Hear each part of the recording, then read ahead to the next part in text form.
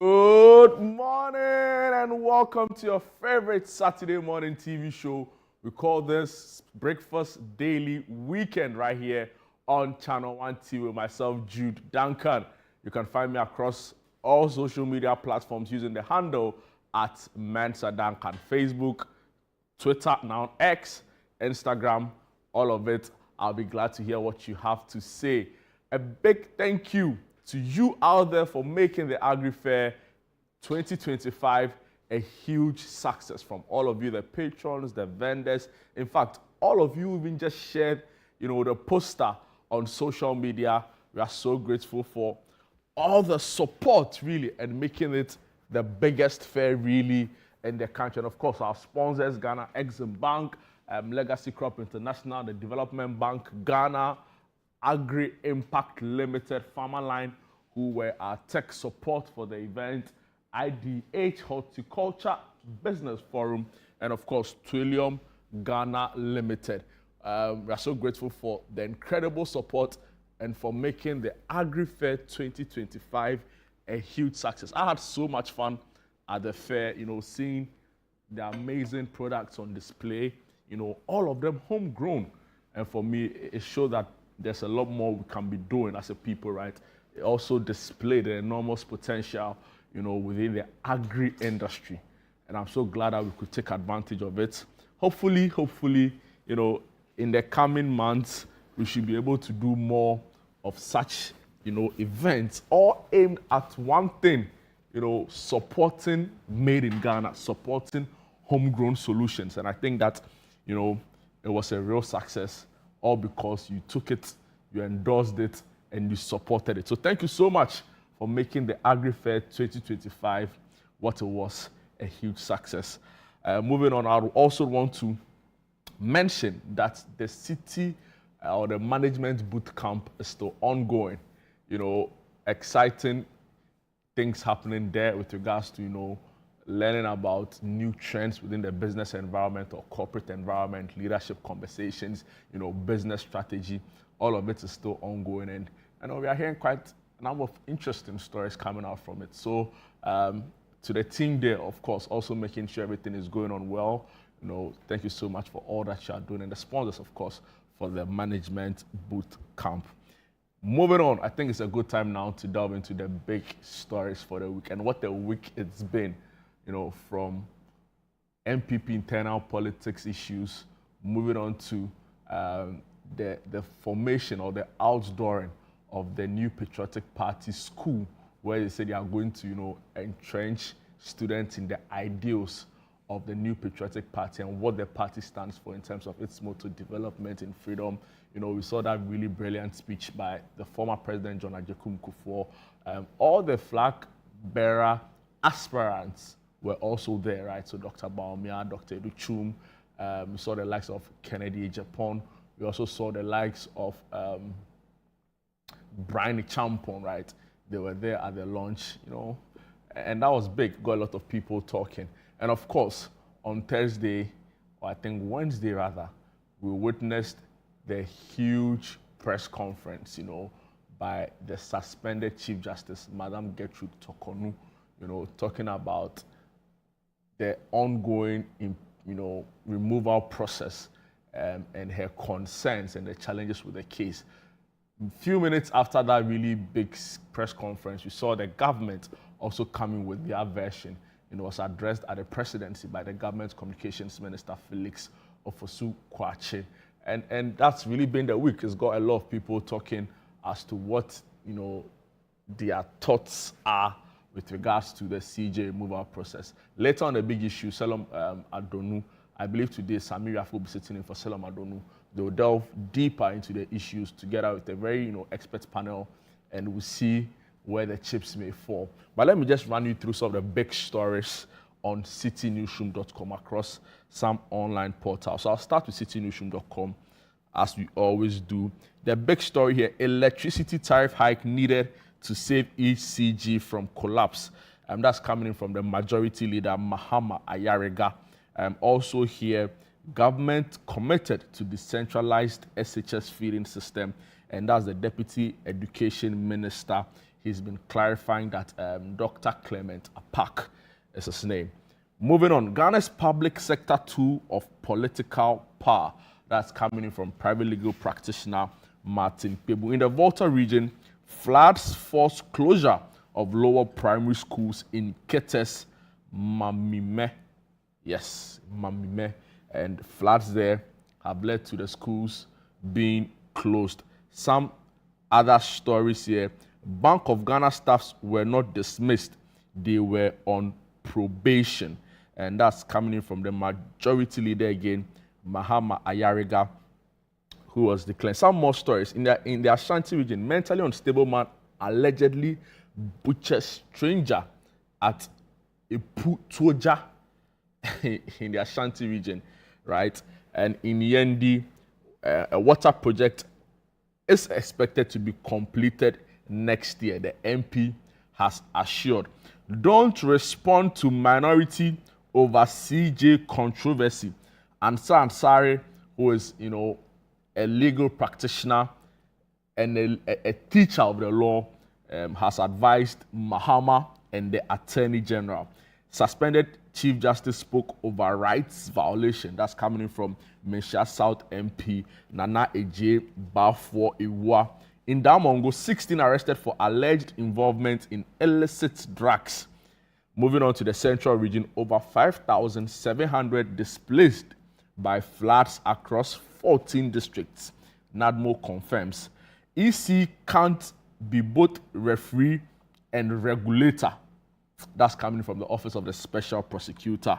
And NADMO to embark on nationwide assessment of old buildings. GES closes in Kwanta SHS following shooting of students amid clashes. Call of strike immediately. NLC orders NIA, that's the National Identification Authority. Some other story, World Vision, we aren't affiliated with any fraudulent loan scheme. And they issued a statement yesterday. And the presidency has announced that Indian Prime Minister is expected to visit Ghana on July 2nd. And 2 years since Asin North, a reflection on justice, democracy, and renewal. An interesting, piece on that really famous Asin North by-election. Of course, the MP at the time would win a seat again. But we also saw, what transpired during that period. And in this opinion piece, the author captures the story quite beautifully. Ghana is not a safe haven for drug abuse, NACOC boss declares. And I'll move on now to channel1news.com. Channel1news.com. Channel1, the digit 1, news.com. A lot of big stories there as well. CJ removal process is featuring quite heavily here because Member of Parliament from Menchia South, Nana Eje Bafo, has been commenting on the process and the Chief Justice, comments, particularly on rights violations, right, with the whole removal case. During the speech of the Chief Justice, she mentioned or she raised concerns as to why one Daniel Ofori, who is a petitioner, would have GSC Gabriel Puaman, chair a commission that this Daniel Ofori has brought against her. And we are being told that there was a particular case Daniel Ofori brought to the Supreme Court where Madam Gertrude Tokonu, offered a ruling on the matter that was in contrast with Gabriel Puaman, who at the time we are being told, supported the petitioner's case, and she raises, issues around a possible, conflict of interest there and the likes. Of course, it was met with very stiff opposition from, members of this government, saying that, or trying to reiterate a point the suspended Chief Justice made earlier about the law being the law. And it's got a lot of people talking, and I'll try and bring excerpts of her statement later on. Moving on, some other stories. Media personality Bridget Otu appointed presidential staffer at the Government Communications Office. That also got a lot of people talking on social media, right? Because they appear a trend where, some quite notable media personalities have gone into government, and, this appeared or also got a lot of people talking, even though, the overwhelming, base of the party welcomed the decision by government to appoint her at the presidency. So many congratulatory messages yesterday on social media, and she was up in the trends the whole time, right? Where a lot of people talking about this particular appointment. We are also being told that government to roll out 24-hour economy on July 2nd, and this coming from the person being, leading this team or being put to spearhead government's 24-hour economy agenda. And I'm referring to Mr. Gusitano. He met the Speaker of Parliament on June 26th, and he made this really huge announcement. So we'll be following keenly to see what the issues are. We know in Ghana this week also a king visited, right? He went, or he called on the presidency, and now he's been meeting with the Asante Hino Tumfor Setu the second. And quite a number of interesting pictures, videos, stories have come out from that particular engagement. So the royal grandeur unfolds in Kumasi as Ashanti welcomes King Maswati III, and I'm referring to the Eswatini king, who is currently in Ghana with a large delegation, right? And a lot went down yesterday. We have been told that there was a royal dinner held in his honor by the Otumfor, the Asante say Tutu. And this is a story that got a lot of people also excited. Government declares July 4 a public holiday. And from the health, space or the health sector, we are being told also that adopt COVID-19 protocols to curb new surge. Ghana Health Service cautions, and this followed a statement by the University of Ghana management, where they cancelled what they described as super spreader, events, particularly hall concerts, hall week engagements, any events that sought to draw large crowds, that can be really controlled. But we are being told, however, that lectures and small, group religious activities can still go on. But, events on the large scale as hall weeks and the likes have been temporarily, cancelled due to new emerging cases of COVID-19. Adventist SHS students undergo successful eye surgery in the UK.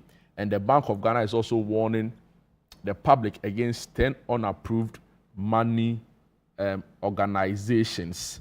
And these are some of the big stories in or on channel1news.com. I want to quickly move very briefly to thegraphic.com.gh, and then we'll end with Ghana Weekend. Then we can delve into some of the big stories we have for you there. Graphic.com.gh, quite a number of stories on the CJ removal process, which was very big, I must say, again, all through the week. They have the story on the 24-hour economy as well. Gusitano meets in Parliament, and over here they say that there are plans to have Parliament roll out a 24-hour service, right? So parliamentary service staff, plans are, or conversations are being held as to the feasibility of them running a 24-hour service. And these are some of the stories. They also capture the Yendi water story. They talk also about some building collapses in the central region. That story was on CNR yesterday. Channel 1 newsroom's major bulletin, and it's quite unfortunate. About 6 building collapses in a period of about a month or two, and that's quite worrying. I think it's a good time now to just bring you some headlines from GhanaWeekend.com. It's really the place where you get all of your comprehensive entertainment news, right? All put together, very well written. If it matters, it's on Ghana Weekend. If it's not on Ghana Weekend, then it doesn't matter, right? So this big story here, Empress Gifty's lawyers demand apology from Agrada over defamatory remarks. Stormzy, who's a UK rapper musician, honored with Cambridge Doctorate Educational Philanthropy. Of course, they have the story of media personality Bridget Otu's appointment as a presidential staffer. Now, moving on. Also here, wow. So it seems there's an ongoing feud with Agrada and Empress Gifty. And that's made, also gotten a lot of people talking about it. All of the stories are here on Ghana Weekend. Sam George slams viral gay couple photos at Independence Square. He posted it on his social media and said that the reintroduction of the Family Values Bill, also known as the Gay Bill, will seek, to check some of these things when it's finally passed. Jefa Gomashi, who is the tourism minister, applauds Guinness record holder Rosalind Mante for advancing creative arts. And finally, here on Ghana Weekend, they have a picture story that captures the AgriFair as it happened on day 1, day 2, and day 3. If you missed it, you can go and relive, the memories and the photos. And of course, look out for some of the vendors who are on display there. You can still reach out to them. I'm sure they'll have some of their products delivered to you if you so wish, right? So go back to the AgriFair stories on GhanaWeekend.com. Let me now bring you some details, right? And I'll start off with citynewsroom.com. Story by Neil Kanaku, and it's from the Bank of Ghana as they tell journalists, deepen your knowledge in financial reporting. The Bank of Ghana has underscored the urgent need for media practitioners to enhance their understanding of financial and economic issues in order to improve accuracy and clarity in public reporting. According to the BOJ, effective central bank communication and factual reportage on financial matters are essential for deepening public understanding of government policies, promoting transparency, and strengthening the credibility of economic governance. Speaking to media on Friday, June 27, after opening a 3-day capacity building seminar for 25 selected journalists in Koforidua, the Eastern Regional Capital, Director of Communication for the BOG, Bernard Otabel, emphasized the significance of the training. He explained that the seminar will cover topics such as understanding the central bank's balance sheet, accurate financial reporting, monetary policy practices, and inflation dynamics in Ghana. The aim, he said, is to reduce disinformation and misinformation in financial reportage. Now, moving on from the BOG, let me bring you this story on the suspended Chief Justice, right? And Member of Parliament for Menchia South, Nana Eje Bafo has been very, vociferous on this matter.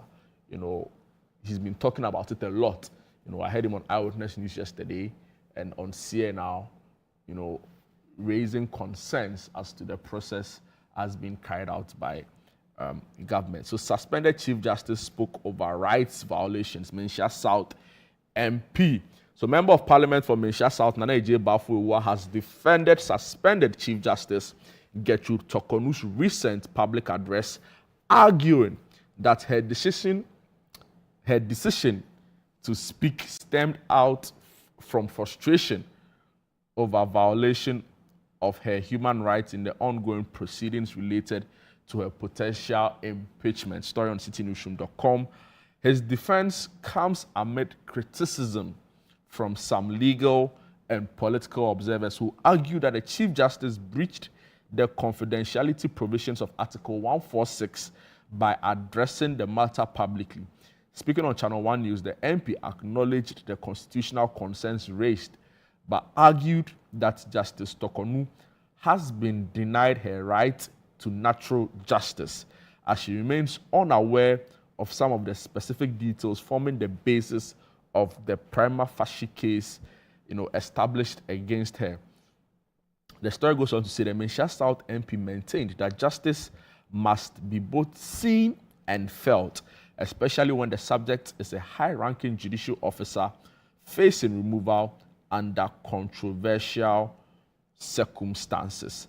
And this is coming in from Member of Parliament for Menchia South, Nana J. Bafuwa, who is also, a legal practitioner. Moving on, let me bring you the story about the Electoral Commission and the OSP, still on citynewsroom.com. The headline story, EC can't be both referee and regulator.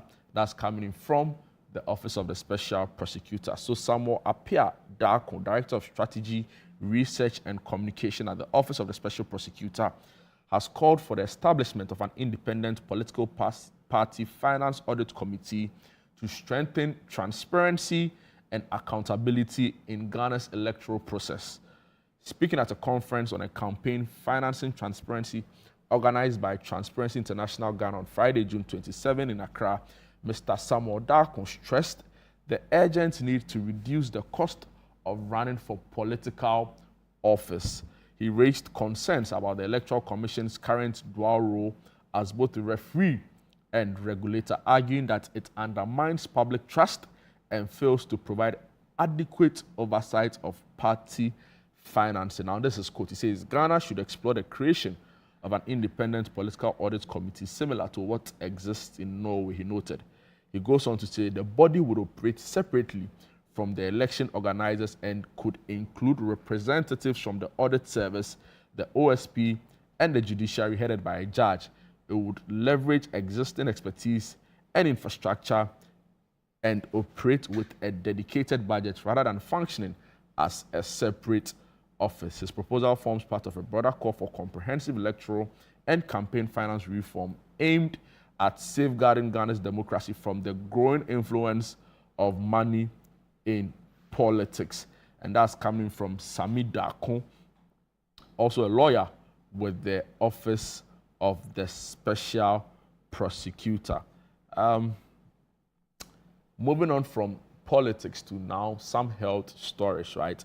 Because like I said, late last week, we saw a statement from the University of Ghana management indicating that they were going to place a temporary ban on big events being held on, the university's campus, because they described those events as super spreader events.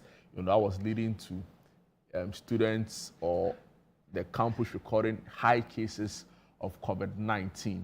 And with this particular one, the university also mentioned that when they check on health reports from the University of Ghana Health Center, it leads to, it points out to the fact that a lot more infections were growing as a result of some really big student activities that had happened in the past. So, for example, we quite recall the Pentagon Hall, or the AU Hall, also, very commonly called the Pent Hall. They had a hall week where so many people were on campus, and they attribute, the rise in infections, partly or to some extent as a result of that event that was held on campus. The Ghana Health Service, also took up the matter seriously. They issued press statements. They've been cautioning the public, to go back to the safety protocols. And this is the story on City or channel1news.com as reported by Patricia Boache. It says, adopt COVID-19 protocols to curb new surge, and that's coming from the Ghana Health Service. The Ghana Health Service has urged the public to adhere strictly to COVID-19 safety protocols to prevent a possible resurgence of the virus following a recent spike in cases at the University of Ghana. This follows the University of Ghana confirming a resurgence of COVID-19 cases within its community and subsequently issued a directive suspending all social gatherings on campus. Speaking on City Eyewitness News on Thursday, June 26th, Director of Public Health at the Ghana Health Service, Dr. Franklin Esiedu Bequin, clarified that contrary to popular belief, the virus has never been fully eradicated. And this is his quote. He says, "COVID never left. COVID has been with us since 2020. Somewhere last year, the Director General of the World Health Organization said COVID is no longer an emergency, but we never said COVID is gone. If it were, the World Health Organization would have declared an end to the pandemic." The story goes on to say he explained that Ghana's surveillance system have continued monitoring the virus and have picked up intermittent cases over the past few months. The recent increase on the University of Ghana campus, he noted, was linked to a whole week celebration where student interactions may have facilitated the transmission. So guys, that's the big story out there. Make sure you are fully protected. If you are going into some public spaces and you are not sure, put on your nose masks. Practice the really basic hygiene, we're taught during the period. Make sure you wash your hands. You can have a pocket of sanitizer with you all the time. Use it when you use, very crowded public spaces. Make sure your nose mask is on, and let's, help reduce the rate at which, this virus seems to be traveling. Very briefly, before we end the news review segment, it's important that we bring you some stories, that's also gotten quite a number of you talking, and I'm referring to stories on GhanaWeekend.com. Like I mentioned earlier, Jifa Gomashi has been applauding Guinness World Record holder for advancing creative arts. But I know we woke up to an interesting story, I believe earlier this week, where some photos of, two men, appear in what it is believed to be in some sort of romantic relationship, surfaced on the internet. Now, these two men were seen holding hands and kissing in some of these photos. Now, what happened really is that a lot of people, or there was some backlash to the photos because of also the location where these photos were taken. Some of them, or some of the comments on social media, described it as abhorrent that a seemingly gay couple would take photo at a national security installation, right? And also, we've heard comments within some quarters that there's still some legal provisions as to, what an action like that could mean, right? And it's sort of like brought to the fore again conversations around the anti-gay bill. Now we know that the bill, as was being pushed by the previous or in the 8th Parliament, when it was sent to the president for his signature. Of course, a new government came, and we are being told that a bill doesn't transcend into new administrations. So it means that it would have to go back to scratch again. This new government promised or spoke a lot about how it intends to deal with this bill. Now, from the president, we've heard that it's been brought back into Parliament for some modifications, right?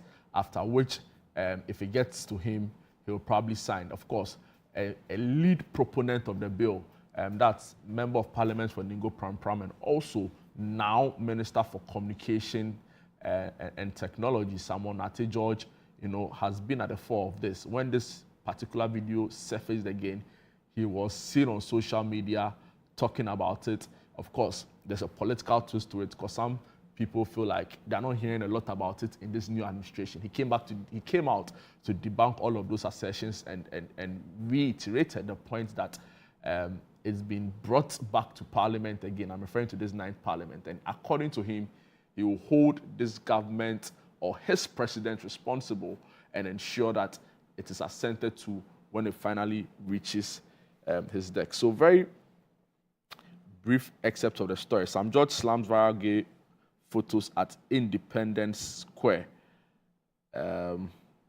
Yes, so the story reads, Member of Parliament for Ningo Pram Sam George has strongly condemned viral photos circulating online that shows a same-sex couple posing at Ghana's Independence Square. In a statement shared on his official X account, the lawmaker described they act as a blatant show of disrespect to Ghana's culture, values, and national symbol. He also took the opportunity to respond to members of the New Patriotic Party who have called on him to take action, accusing them of hypocrisy. According to him, the current situation is a direct result of the NPP's government's failure to pass and enforce legislation that will protect Ghanaian cultural values. So the story is going on. I'm sure to linger on for some time.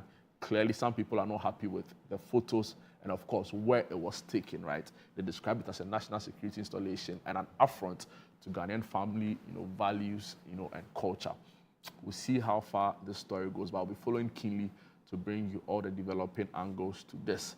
But that's all time will allow us for our news review segment with me, Jude Duncan. Of course, my colleague Eno, will be coming your way with some other segments of the show later on. Of course, as we always do on the show, we have our What's Happening segment, we have our Home Improvement segment, we have an artist also passing through today, all to just spice up your Saturday morning. And of course, we'll end with our news, or we'll end with our sports segment, where our colleagues from the Channel 1 Sports Desk will bring us the very latest in the world of sports and all that's happening in the Club World Cup, in tennis and the like. So don't miss out. It's a fully packed show. It's getting more and more exciting. We'll take a quick break. When we are back, or when I'm back, there's the What's Happening segment. Don't go away.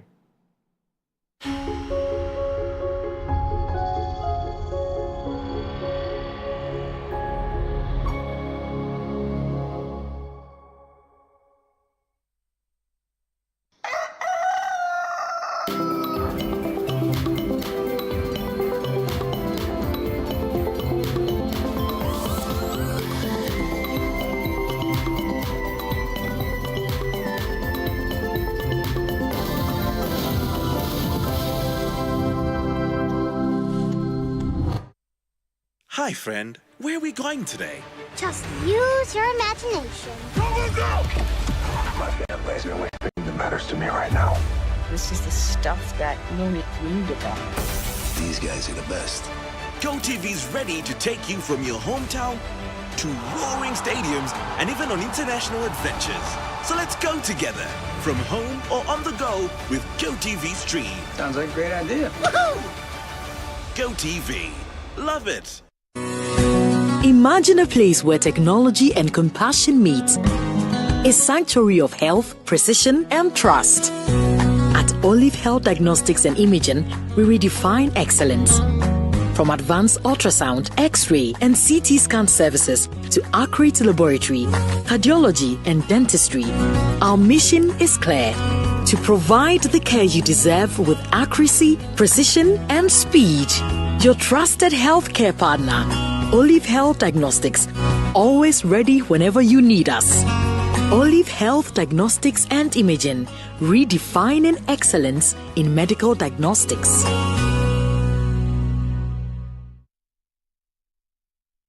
Some movies change the world, and you'll find them elsewhere. Mnet Movies 4 is just in it to change your mood. Great. Yes, I can! They turn an ordinary night into something Awesome! make you laugh louder, smile bigger, and feel like a kid all over again. Yay! This is gonna be so much fun! The only thing our movies are seriously serious about is making you happy. All month long. Ah! On Mnet Movies 4 for the easy, cheesy, silly, funny, snort laugh classic movies of your life. This Sunday on The Upside Down Show, sit with us as we get to understand dyslexia. Our guest, Rosalind Abigail Trednati, is a person living with the condition. She recounts the most embarrassing and unforgettable moments in her life and how she was misunderstood and chastised. My cousins came over and they brought these storybooks, beautiful ones. One time they called me and said, "Can you read a page?" And I was like, "Yeah, sure, give me the book." And I picked it. I stared at it like this. I stared and stared and stared. I can't identify. What were you seeing? Yeah, what I was was happening? just seeing the book, like the writings, but I can't identify the words. Not forgetting some soothing tunes from Upland Unique. Oh mon amour, ouais, j'aime bien tout ce qu'on fait, surtout sous les draps. Petit, c'est temporaire, je prie bien que ça dure, ouais. Petit. Stay tuned with Freme Dunyame and Nana Tufo Boating this Sunday at 7 p.m. prompt, only on Channel 1 TV.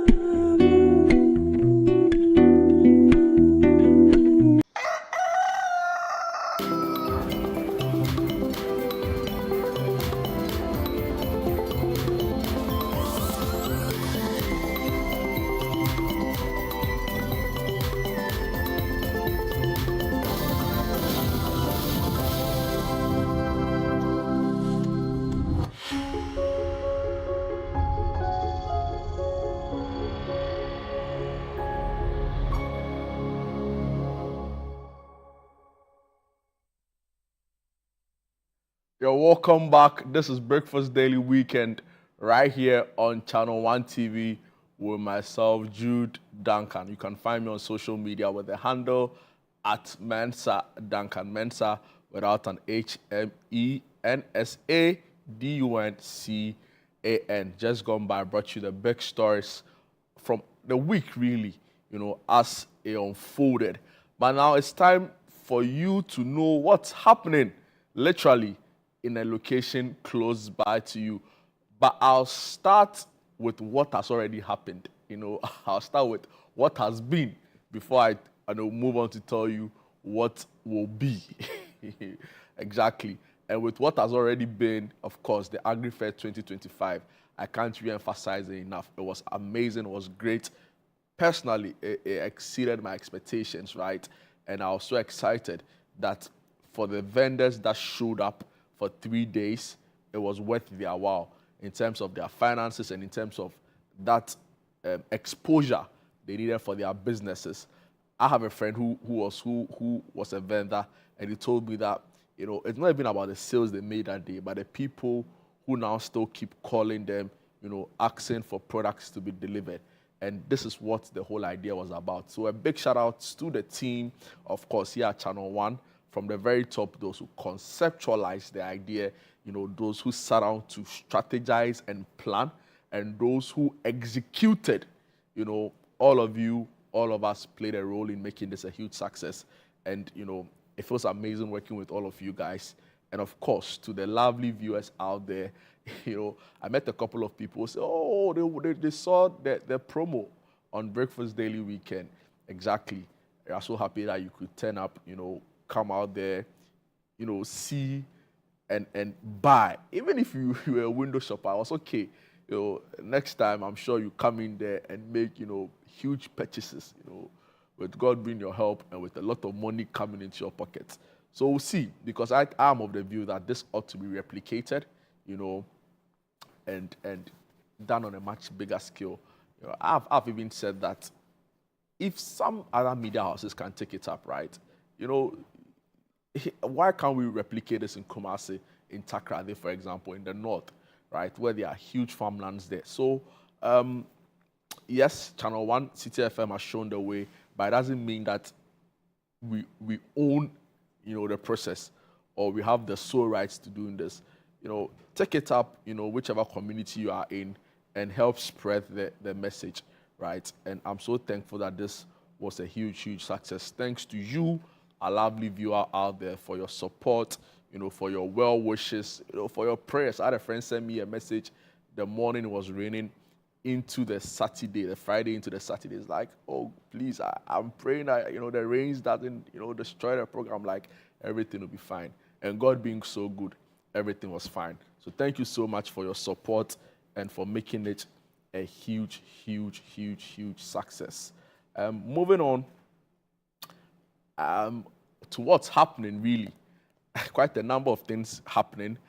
Just a few of them for your own, you can choose to say your own relaxation or your own good, right? So I'm referring to the Aisha and Muzamil premiere. That's happening today at 7 p.m. at the Center for National Culture in Tamale. So today we are going up north, right? So if you're in Tamale, this might be a good way to spend your evening, right? They say when the worlds collides under a mango tree, when the worlds collide under a mango tree, and it's happening again at the Center for National Culture, Tamale. The tickets going for a cool 50 Ghana cedis. Now, this play was written and directed by Tim Tuni Yakubu, and it's a Mariak Studios production, right? So Aisha and Muzamil,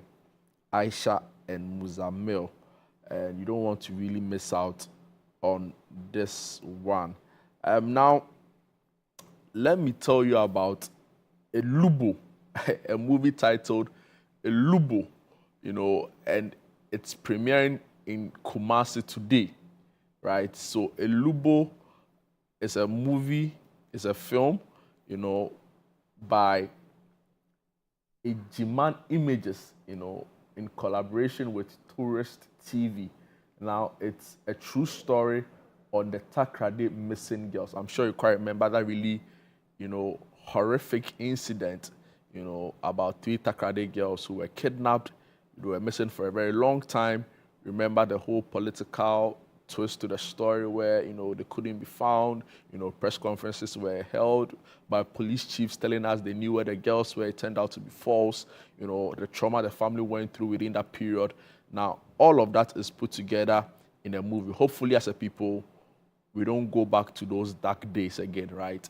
Now, Elubo, based on a true story, captures all that happened within the period. And it's happening in Kumasi today.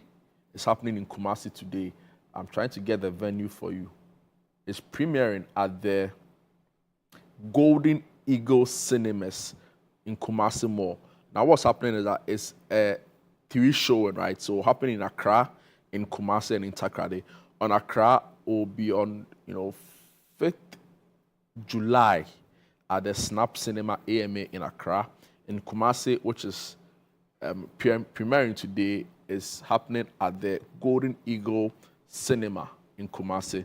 And in Takrade, it will happen on the 12th of July, 2025 at the Akroma Plaza Hotel in Takrade, right? So, true story, quite unfortunate, really, right? But there are lessons to be learned as a people, right? Sometimes, certain things happen so that we can also learn lessons from it to safeguard, and to prepare for the future. And the writer of this story, captures all of that very brilliantly in the movie Elubo. So 2 friends, Kwame and Mauli, face a harrowing challenge when their 14-year-old sister, Akesi, is kidnapped by a ruthless gang involved in illegal human trafficking trade. Driven by love and determination, the brothers embark on a perilous journey to rescue her, navigating dangerous territories and confronting the dark realities of the black market. Right, so interesting story. Be on the lookout for it. Moving on, let me tell you about the lab experience. Now, the lab experience is a party that mimics life in the laboratory. So something for our scientists, finally, and for our nerds. Everybody knows a nerd, right? Everybody probably has a friend who is a nerd or like some shaku, like always into the book kind of person, right? Always in the laboratory, always, head stuck in the books, trying to read and trying to, but this party is for you because the setting of the party will be something that you might be interested in. So they call this the lab experience. It's a party that mimics life in the laboratory.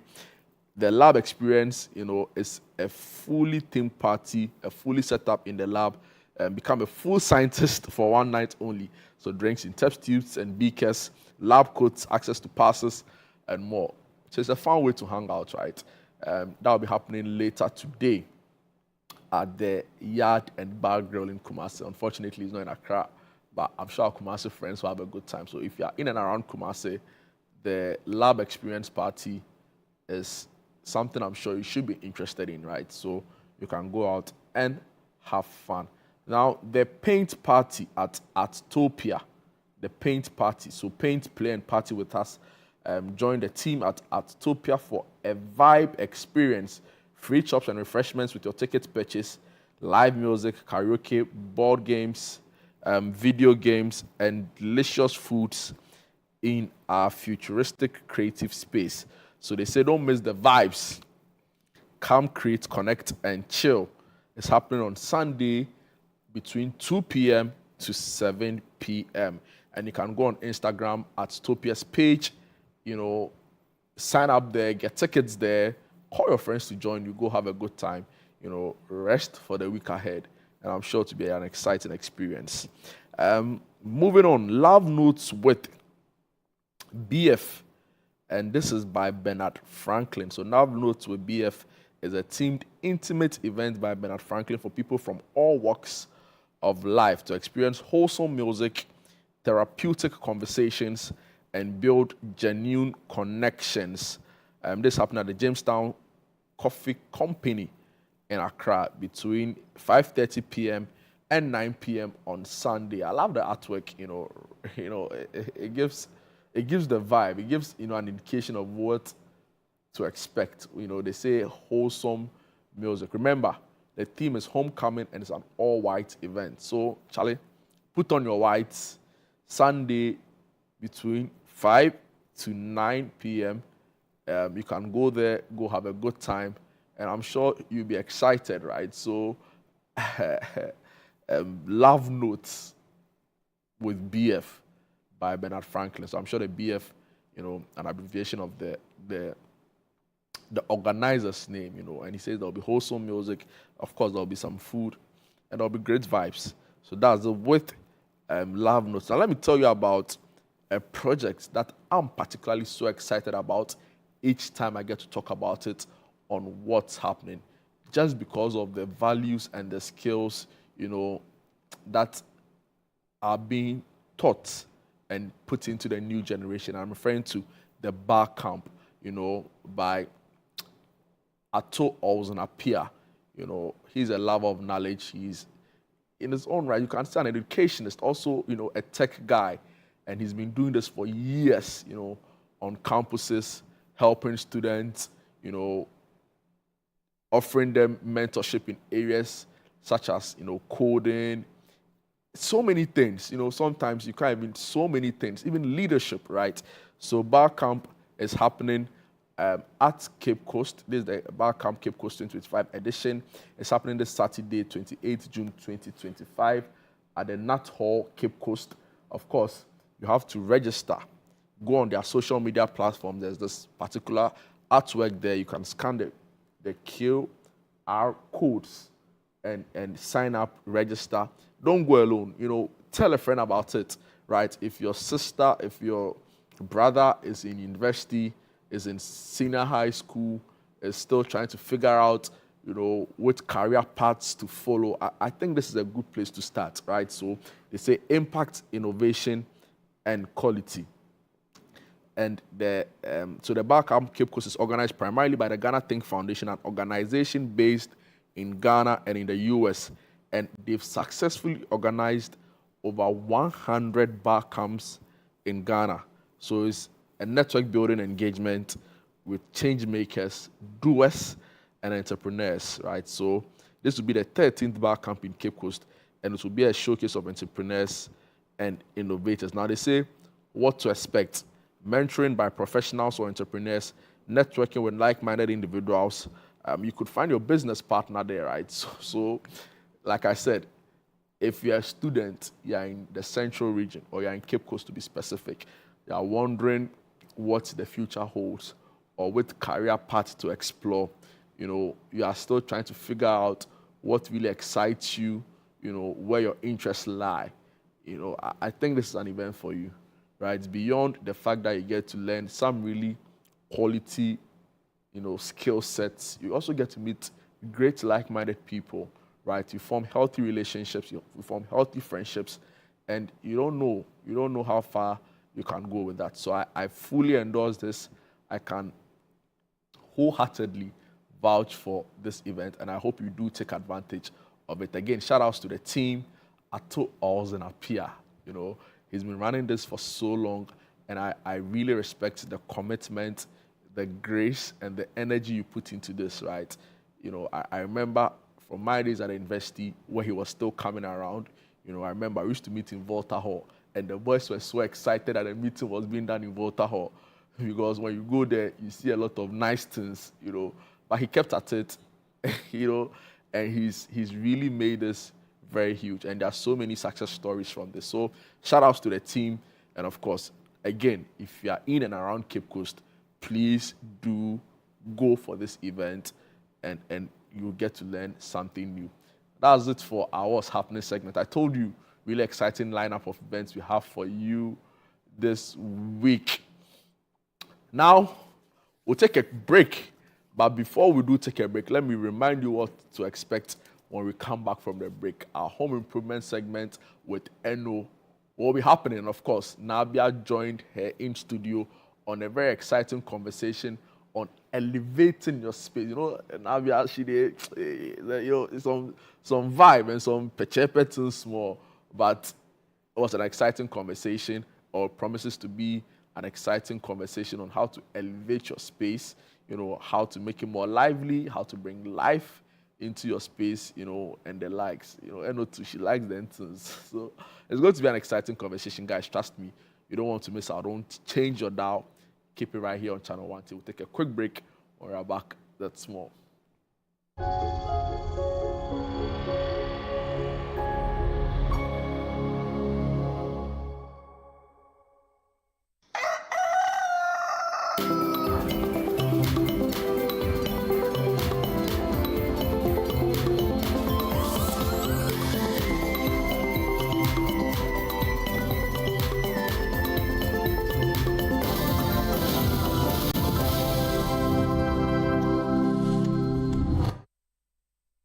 Hi, friend. Where are we going today? Just use your imagination. My family's the only thing that matters to me right now. This is the stuff that Munich dreamed about. These guys are the best.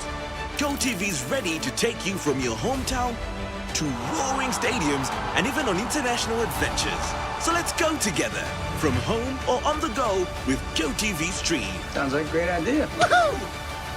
GoTV. Love it. Let's talk hemorrhoids. Hemorrhoids are normal structures located in the anus of all mammals. But it is only man who suffers hemorrhoidal disease because of the erect posture we have assumed and the squatting that we do to empty our bowel. Hemorrhoids consist of a special type of blood vessels which fill with blood when we are moving our bowel and help to cushion the anus against the force of transmitting the stool. Afterwards, they empty their blood, collapse, help seal the anus to maintain continence. Over time, these vessels lose the elasticity of their walls, become dilated, permanently filled with blood, leading to congestion of the hemorrhoids. The symptoms of hemorrhoids are bleeding and prolapse of the hemorrhoids when passing stool, itching and feeling of warmth in the anus and anal discharge. Laser, ligature, and longo are the modern, minimally invasive, most effective and painless methods of treating hemorrhoids today. Mwintaba Hospital, first Ghana Colorectal Center, in to serve a peculiar health need. Introducing Betway's Bet Influencer, a groundbreaking feature where you can make money by just sharing codes. He just needs to share his codes and make money. The more his codes are used, the more money he makes. Oh yes, so what are you waiting for? Anyone can be a bet influencer. Share your codes and make money. Bet Influencer, another world first from Betway. This advert has been approved by the Gaming Commission of Ghana. Betway, get way more.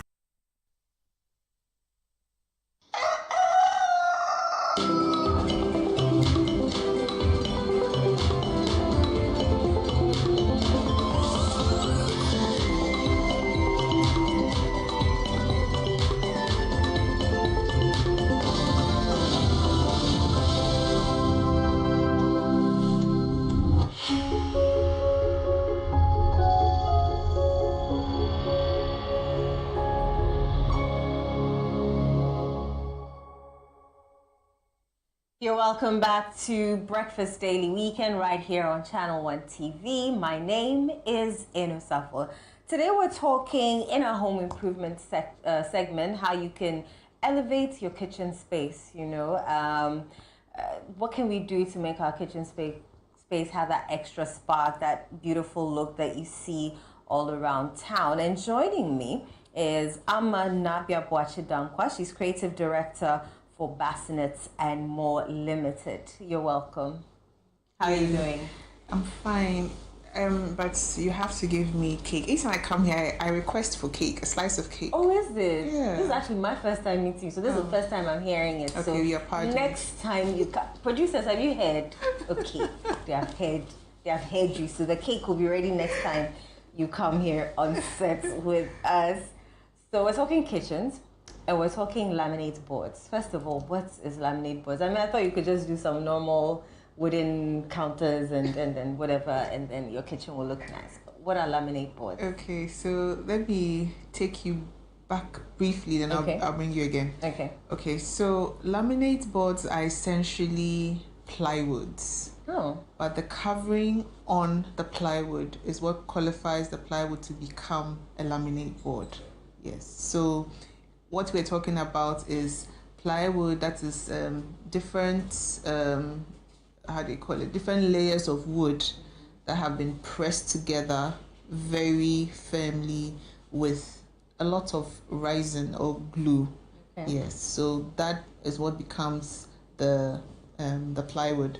Then the covering or the final covering, the final layer is what makes it a laminate board. Yeah. So essentially that is what. And what makes, a laminate board a popular choice for kitchens? It's because now we are all in our soft life era.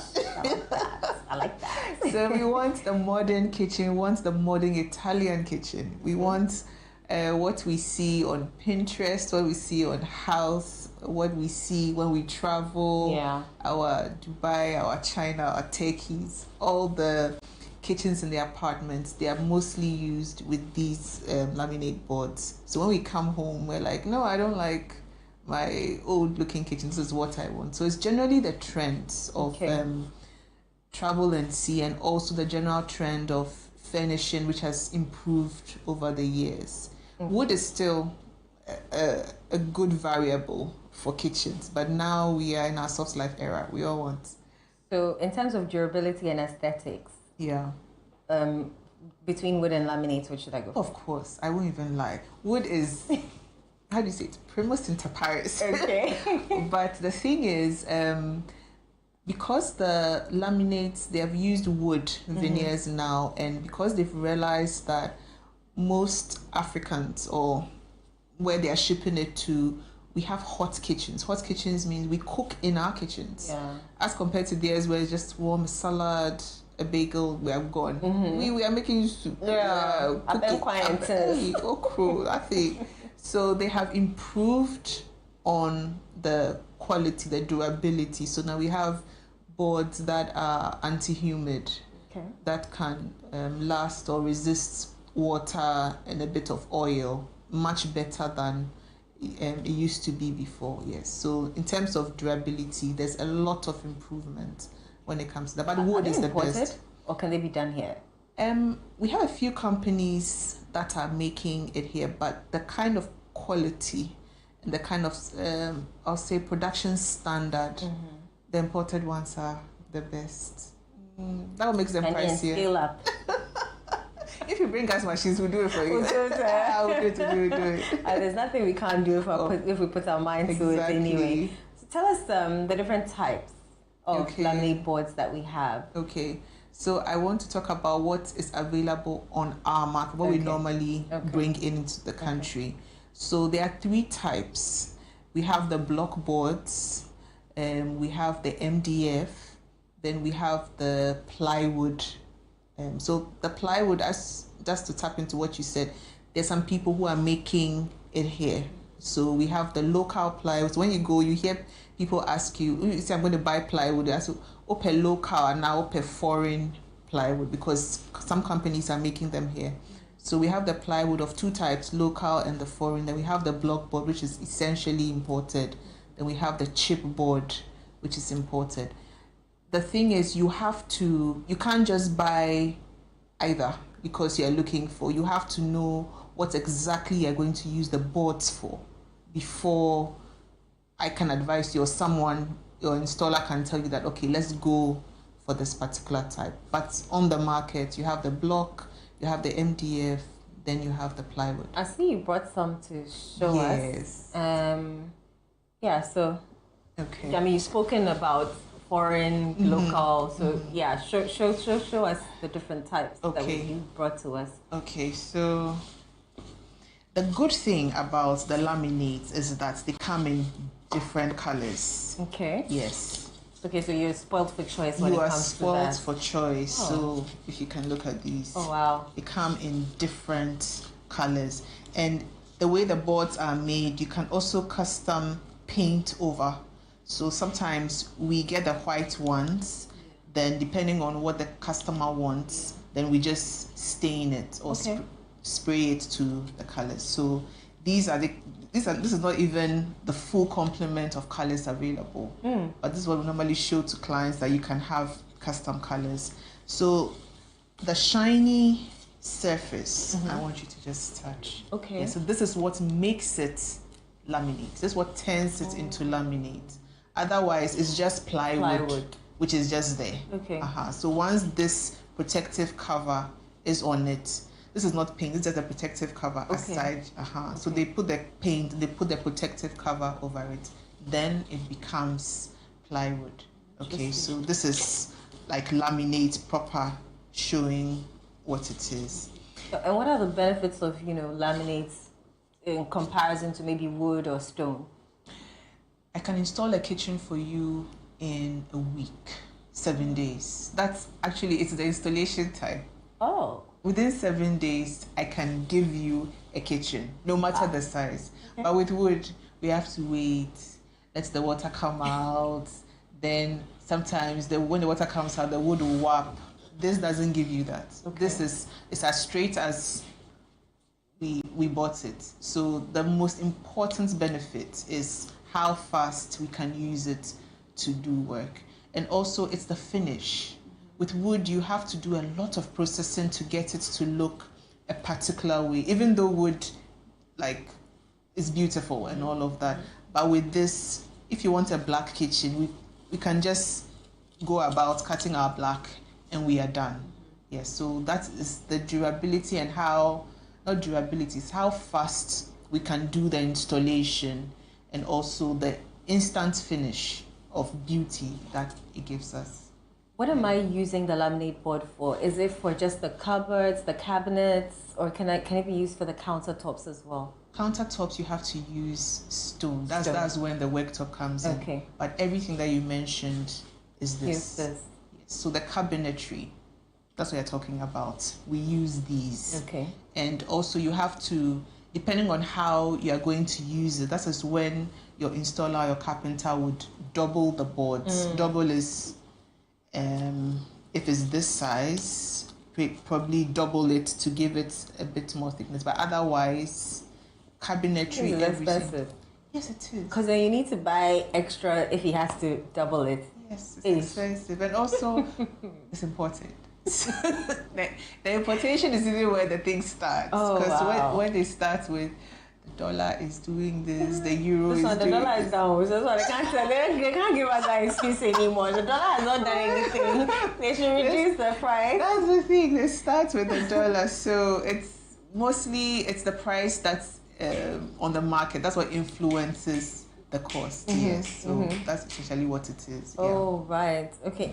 What about maintaining it and caring for it? Is that difficult? I mean, it has a shining top, so you just spray water and then that's the beauty about these boards. They don't come with a lot of maintenance. Okay. Actually, it's even the worktop that needs the maintenance. That is the worktop of the marble or the marble stone. Yes. Okay. But these ones, they are firm. That's it. And the benefit for using the plywood is also it grips your handles, it grips your hinges, so you don't have any problem. But I always advise people that the best way to enjoy, for instance, your kitchen with these boards is always make sure you go for quality handles, quality screws, quality hinges. Don't invest in this and go and cheapen yourself when it comes to those things. Yes. Yeah. You're holding a different Yes. one. Tell us about that one. So this is my gift to everybody watching this. That when you go onto the market and you look and they say, okay, we're going to buy boards and you're not sure, ask them to give you a sample. When they give you a sample, make sure you see this. Okay. Right. These ones have been sealed, so you won't see them. But this shows that you are buying the right thing, at least for your kitchen or your wardrobe. The MDF boards, you won't see this. You see just paper. It looks like paper. I'm using paper loosely here. So you won't see the wood grain which has been pressed like this. So if you use MDF and you make a mistake of water or oil, because it is not meant for that, it would rot. So you see that some kitchens, you go and one part of the kitchen, the doors are coming off. The person tell you, oh, I have cockroach infestation. I think I have some termites. It's just because they used MDF instead of using this. So this, I intentionally brought to show you that you must always see this. And when you buy the boards, it's like this before we seal the edges. Okay. So always, always, always, always look for this. That's why I had to look for Amma to help you so that you don't make a mistake. There's a question here. Yes. Hi, good morning. My name is Sandra. Please ask Amma whether it's advisable to work on surfaces with laminate boards in place of a chopping board. Yes. It depends on how strong the laminate is. Normally, for boards, chopping boards that have laminate surfaces, the manufacturer will always indicate if it can be used for certain things. Okay. For instance, these laminate boards, some of them come for use as cheese boards, as how do you call this? When you grill boards, when you barbecue, when you're serving, you place the meat on. Some of them, when the heat comes into contact with the laminate, it melts. But when you check, the manufacturer has told you that it is strictly for cheese, cold stuff. It's not for hot stuff. The charcuterie. Exactly. Good.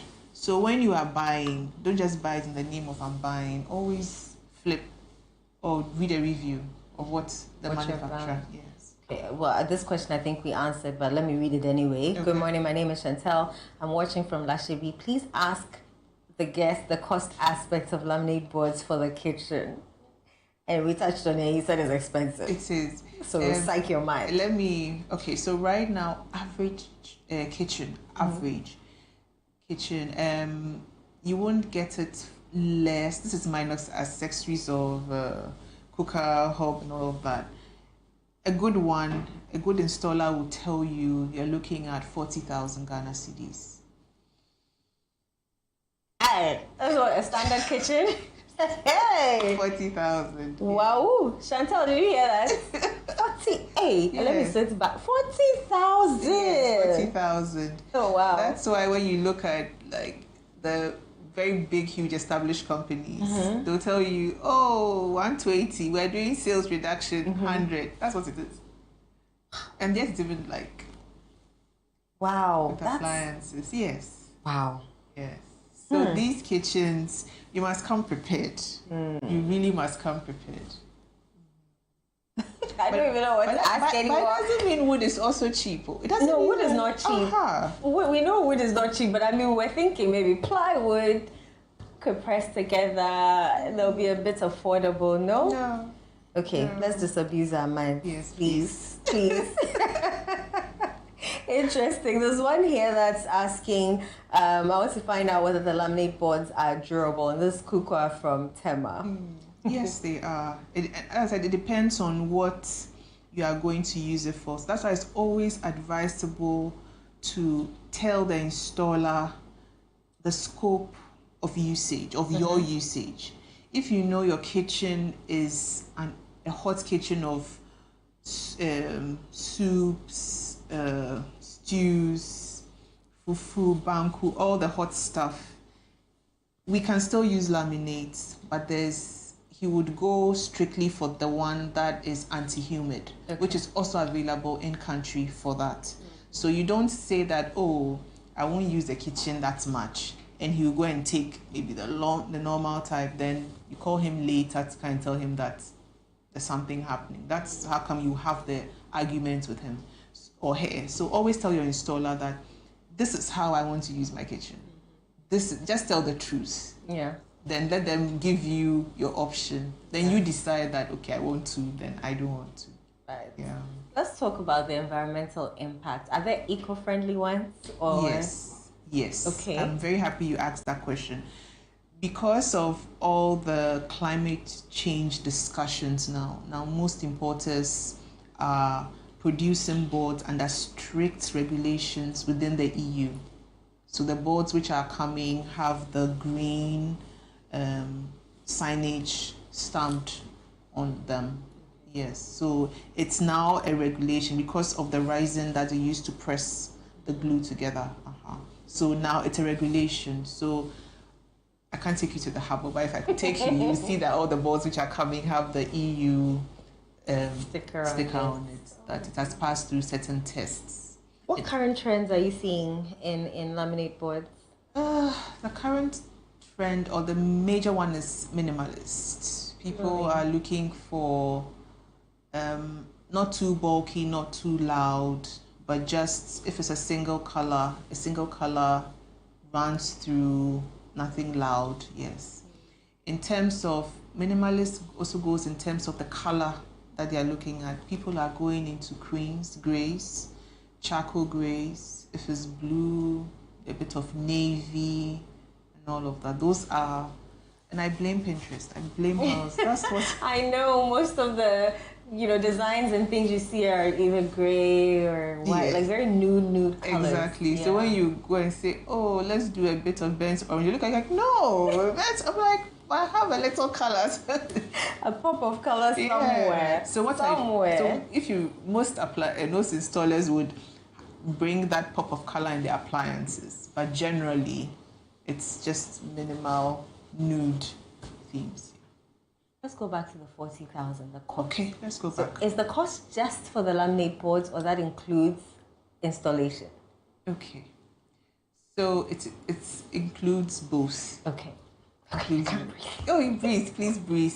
But you remember I said minus accessories, as in. Which one is the accessories again? So the cooker is not part. Okay. The cooker, the hob, the microwave, and whatever, your coffee stand. All those are not inclusive. Yes. So by the time we finish with your 40K, another 20 will add. So essentially you're doing your kitchen at 60K. So wait, the 20K is for what? That's where your cooker comes. The type of cooker you want. Okay. Maybe you want the cooker that you just touch and it comes on. Maybe you want an extractor or hob. You don't want the smell in the kitchen. It should go away. Hey. You want a coffee stand. You want a Smeg fridge. Building is expensive. So if you're building, you just need to psych yourself. And I tell people that you can never be prepared fully for building. But what you need to do is to make sure that your bedroom, your kitchen, and your living area, focus on these three and do these three. And a very good washroom. Then the rest will sort itself out. Because if you say you're going to build everything at once, that's when you get to some part that you stop. Yeah. But once you have the shell, focus on your bedroom, focus on your kitchen, because you're going to cook there, you're going to sit there and talk about your day and relax and unwind. Your kitchen is very important.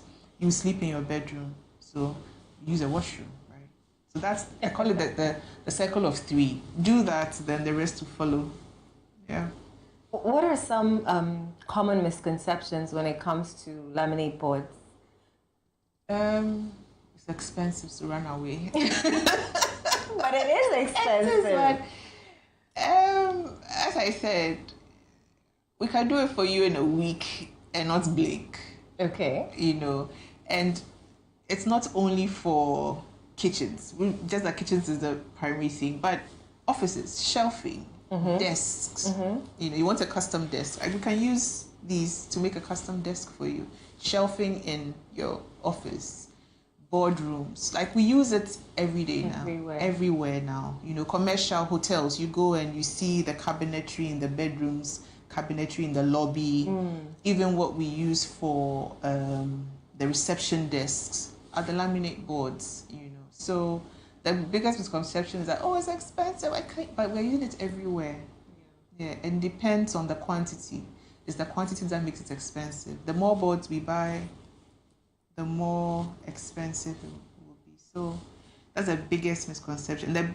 The second one is it's not durable. But as I said, now we have improved boards, anti-humid boards intentionally, because manufacturers now know that in Africa we cook, we clean, so we cook a lot. Those are the main two things. Yeah. So if my laminate board, God forbid, gets spoiled, is it easy to fix? I'm guessing that's and then it will be more expensive. Or do you have to like replace the whole unit? No, you don't have to replace the whole unit. Normally the thing with laminates is if one side, let's say water gets onto one side, is that particular side that misbehaves. It doesn't readily seep through the next, like how wood, as for wood, it would begin to, yes. So laminate, brothers and cousins or it will inform the whole family.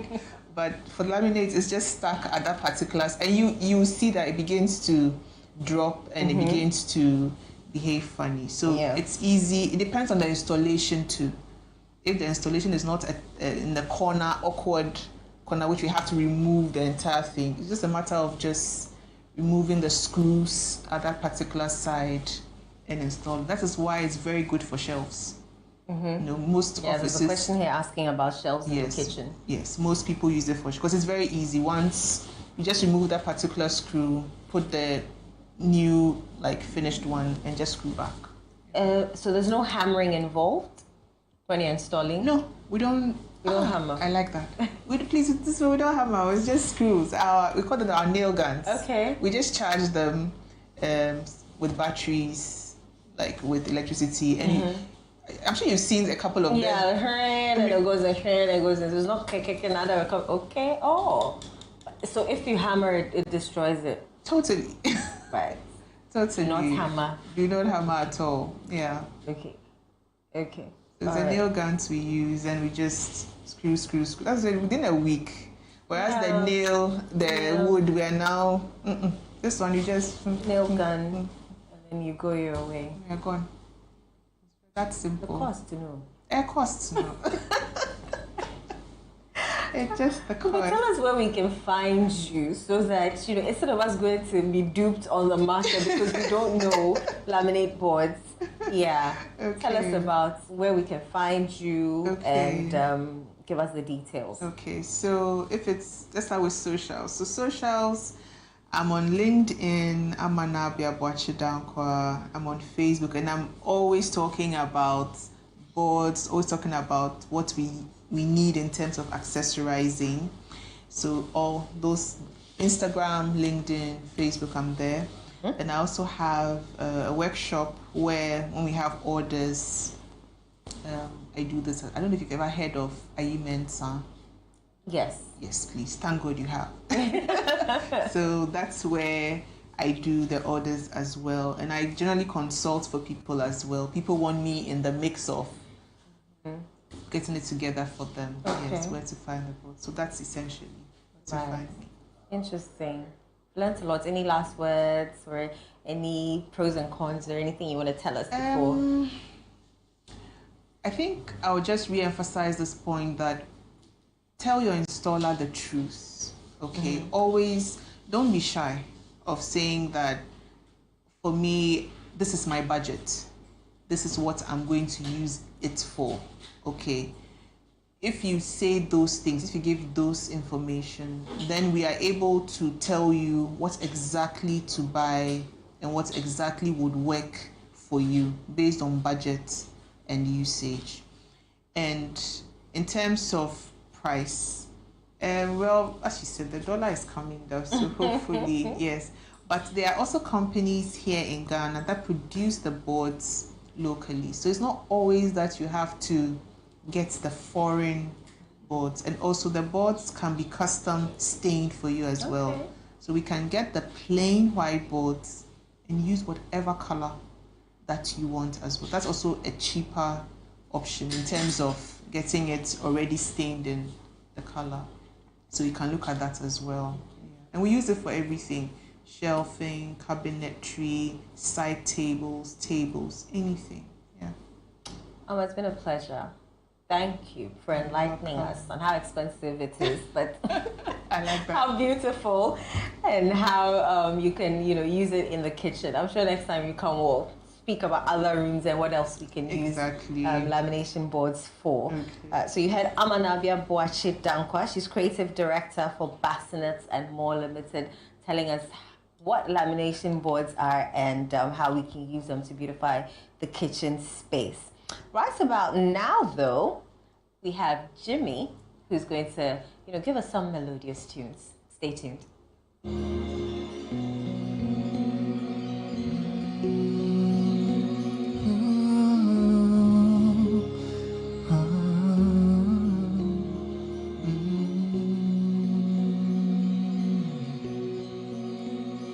Just 'cause I said that I don't want you doesn't mean I really don't care.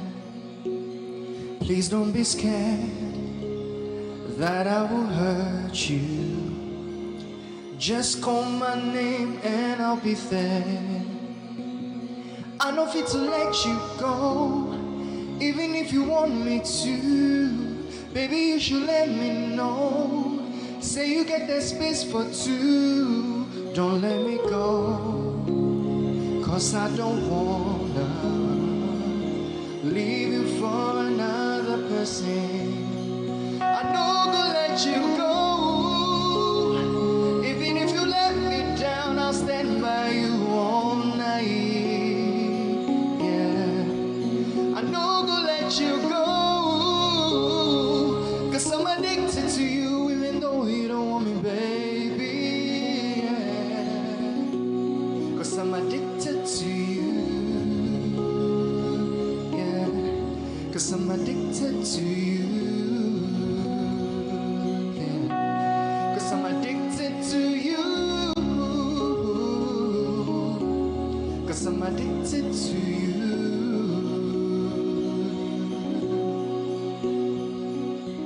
Wanna be the one, girl, I wanna be the one you need. Looking at the past, I don't care whatever shit you did. I go spend my racks on racks with you. I dig up my wet dreams with you. I go love to be in bed with you, yeah. Look into my eyes, baby. Tell me what you see, baby. You're my top lady. We could make a couple babies. I could date for you. I could go too far for you, 'cause my mind did for you. I know gonna let you go. Even if you let me down, I'll stand by you all night. Yeah, I know gonna let you go, 'cause I'm addicted to you, even though you don't want me, baby. Yeah, 'cause I'm addicted to you. Yeah, 'cause I'm addicted to you. Yeah, 'cause I'm addicted to you. 'Cause I'm addicted to you.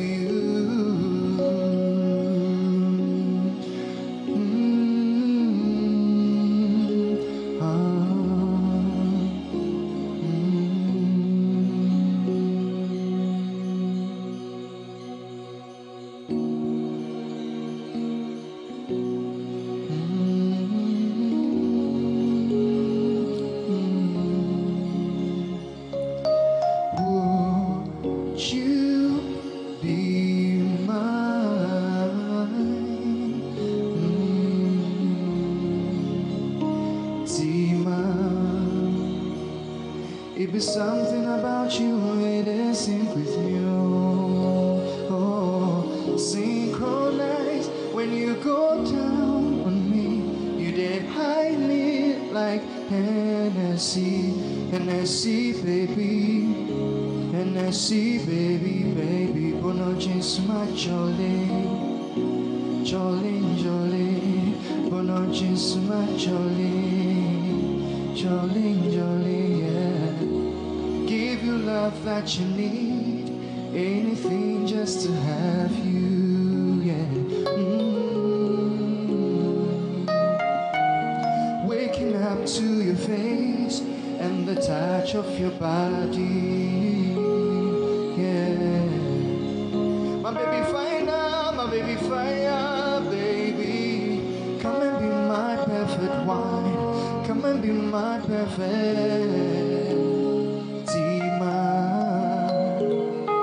something about you, it is sync with no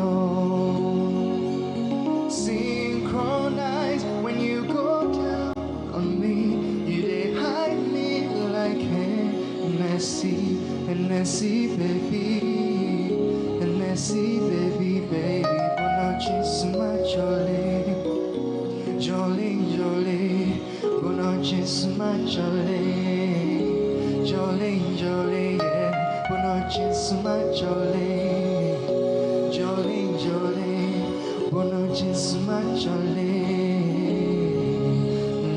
Tima, it be something about you, it is sync with me. Synchronize when you go down on me. You they hide me like Hennessy, Hennessy, baby. Hennessy, baby, baby. Bono jeans my jolly, jolly, jolly. Bono jeans my jolly, jolly, jolly, yeah.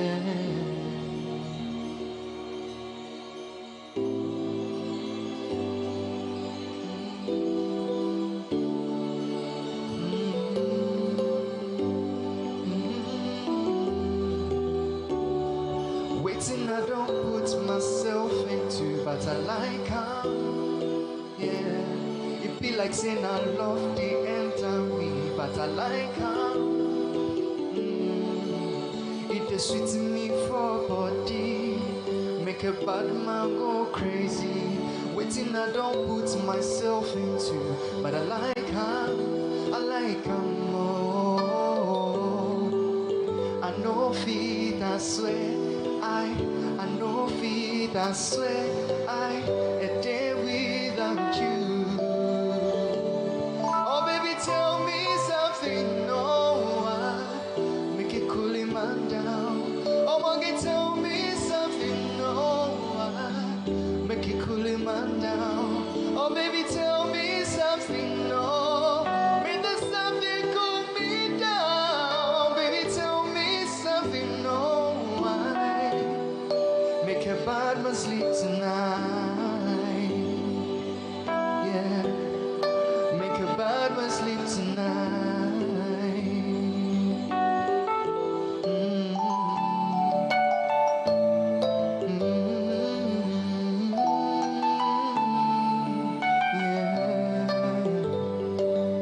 Yeah. It be the way you cool my temper. I defeat too long my heart, but you enter. You make a bad man they surrender. Number 9, way at the defender. I wanna give you my name, Jimmy, Jimmy, Jimmy. Can't you see? I have you screaming my name, Jimmy, Jimmy, Jimmy. Baby, please. I know feet, I swear. I know feet, I swear. A day without you. Oh, baby, tell me something, no, make it cool him man down. Oh, monkey, tell me something, no, make it cool him man down. Oh, baby, tell me something, no, make this something cool me down. Baby, tell me something, no, make a bad man sleep tonight. Make a bad man sleep tonight, yeah. Make a bad man sleep tonight, oh, sleep tonight. Oh, yeah. Make a bad man sleep tonight.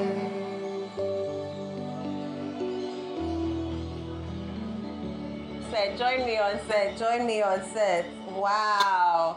You should make a bad man sleep tonight. It's it right here for me.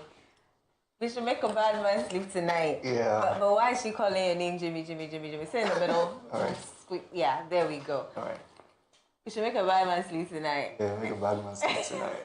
And should be calling your name Jimmy. Yeah. Okay. Tell me why that name Jimmy and the spelling Jimi. Okay, so my name is James John. Okay. And the Jimmy comes from the James. But then because of the whole stage craftsmanship and all that, I decided to use the Jimmy as my artist name. And the actual spelling of the Jimmy was Jimmy, but then I had to rebrand it a little. It's become a bit crafty with it. Yeah, okay, I like basically, it. yeah. Do you write your own songs? Yeah, I do. Okay. And tell me the thought processes that go through when you are writing. Okay, so thought processes, I normally use my personal experiences. Okay. Personal experiences, I normally do watch a lot of movies too, so I do normally write from storylines as well. Okay. And then I learn from other people's stories as well. And then I use those to write my songs, yeah. Yeah, I like that. Yeah. Who are some of your biggest musical influences in the industry? That you picked on as you were, creating your own personality? Own personality, I'd say Kim Promise, Kiddy, the Lover Boys, and so am I, so yeah. And then you're an Afrofusion artist, so how do you incorporate that, Afrofusion soul? How do you incorporate all of those two together to make it uniquely your sound? I think it all comes down to creativity, and anytime I find myself in the studio, I normally fuse in a bit of R&B with the Afro. So when the melodies come, I play the keyboard myself as well. Okay. I just play the melodies and see how best I can make it fit into the idea I have in my mind. Yeah. Let's talk about MTN Hitmaker. Yeah. How is that experience? MTN Hitmaker. And how did it grow your brand? I mean, a lot of people got to know me from MTN Hitmaker. Okay. Yeah, so I think I'd say it played a huge role in my journey as an artist. And after that, I was on Mentor as well. Fourth runner-up. We ended this January. Yeah, I was fourth runner-up for Mentor. So I'd say all those experiences have been part of my journey, and then they've been part of my character development as an artist, yeah. So what you were taught on those two different shows, were they similar? Were they, the feedback you were getting from the judges, or even, the crowd? Okay, yeah, I'd say they were quite similar because you get to work with music directors, vocal coaches, songwriters, producers. So basically, they are all telling you how the industry is being run, the kind of things you have to do, the kind of things you have to put in place to get the results you need. So I think, yeah, it helps they a both lot. teach the same thing. How do you prepare for a live performance? How is that like? So I normally do my personal rehearsals, and I meditate and try to cool my nerves a bit before I get on the stage so that I can deliver properly to the people. Okay. Yeah. Being a fourth runner-up on Mentor, what was the feeling like? And what key things did you pick up that you applied to your career today? Okay, so being a fourth runner-up on Mentor, some of the key things I picked up was how to work with people. Okay. Yeah. Is that difficult? Yeah, people can be difficult sometimes. I mean, you have to find a way to live with people and work with them. So working with people, because in our field, the music thing, we're working with people all the time. So I'd say that's one of the things I picked up along the way on Mentor, working with people. That's great, great. Any future projects? Yeah, so currently I have a song out. It came out just this Thursday. Oh, okay. So after Mentor, Links Entertainment recorded an album for all contestants on the show called the Rising Star album, and we all have our singles on the album. So we shot some few videos, and then we recorded it, and the song is out there. It was actually the last song I performed. Oh, the Jimmy? Yeah, Jimmy. Yeah. I like that. Sing a line for me. Yeah. I wanna give you my name. Jimmy, Jimmy, Jimmy, can't you see? I have you screaming my name. Hey. Jimmy, Jimmy, Jimmy, baby, please. I know feet, I swear. I know feet, I swear. A day without you be like saying now 1 year for me. Woo! When you perform, what's audience feedback like? Or do you close your ears to what the audience is screaming, or do you just perform? Like, what's the audience feedback like? So I mean, there's always gonna be critics. Yeah. And what I normally do is I try to dwell on the kind of person I am, know what I'm looking for. So I don't really pay attention to what people are saying. I focus on my vision and my goals, and I just keep driving at that. So I don't allow the negativity to get to me though. And then there are actually positive feedbacks as well. And I think on Mentor, some people started calling me the love doctor. Yes. Yeah, basically. All right, that's great. Any artists that you want to collaborate with or work with? I'd like to work with Kim Promise, the likes of Kim Promise, Kiddy. Yeah, Sinaso. I love Sinaso. Oh, nice. Yeah. I'd love to work with some of them. And maybe outside Ghana, maybe one day, Burna Boy. Yeah. What about outside Africa? Outside Africa, I'd love to work with Charlie Puth. Yeah, I just like how he puts his creativity into his music. He's very, very creative. Right. Yeah. Okay. Any final words? Where can we find Jimmy? Where can we listen to your music? Give us all those details. Okay, so my new single is out, Tell Me Something by Jimmy. You can find it on the Rising Star album, the Mentor 13 Rising Star album. And you can find that on all streaming platforms, anywhere, Spotify, Apple Music, AudioMac, Amazon Music, wherever you want to stream it. Just go on there and then listen to the song. And if you want to follow me on social media, my Instagram is Jimmy_officialgh. My TikTok is Jimmy_officialgh1. My Twitter X is Jimmy_officialgh. Yeah.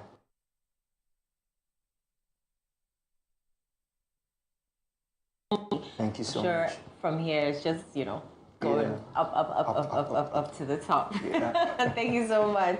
So that was Jimmy for you. You can find him across all social media platforms.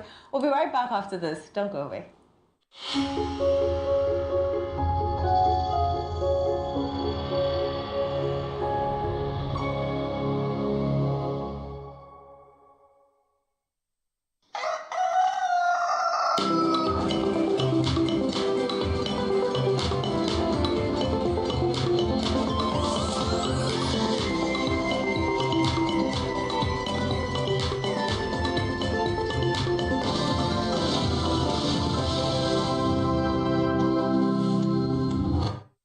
Some movies change the world, and you'll find them elsewhere. Mnet Movies 4 is just in it to change your mood. Great. Yes, I can. Oh, I'm so excited. They turn an ordinary night into something Awesome. make you laugh louder, smile bigger, and feel like a kid all over again. Yay, this is gonna be so much fun. The only thing our movies are seriously serious about is making you happy. All month long. On Mnet Movies 4 for the easy, cheesy, silly, funny, snort laugh classic movies of your life. This Sunday on The Upside Down Show, sit with us as we get to understand dyslexia. Our guest, Rosalind Abigail Trednati, is a person living with a condition. She recounts the most embarrassing and unforgettable moments in her life and how she was misunderstood and chastised. My cousins came over and they brought these storybooks, beautiful ones. One time they called me and said, can you read a page? And I was like, yeah, sure, give me the book. Yeah. And I picked it. I stared at it like this. I stared and stared and stared. I can't identify. What were you seeing? Yeah, what I was happening? just seeing the book, like the writings, but I can't identify the words. Not forgetting some soothing tunes from Upland Unique. Oh mon amour, ouais, j'aime bien tout ce qu'on fait, surtout sous les draps. Petit, c'est temporaire. Je prie bien que ça dure, ouais. Petit. Stay tuned with Freme Dunyame and Nana Tufo Boating this Sunday at 7 p.m. prompt, only on Channel 1 TV.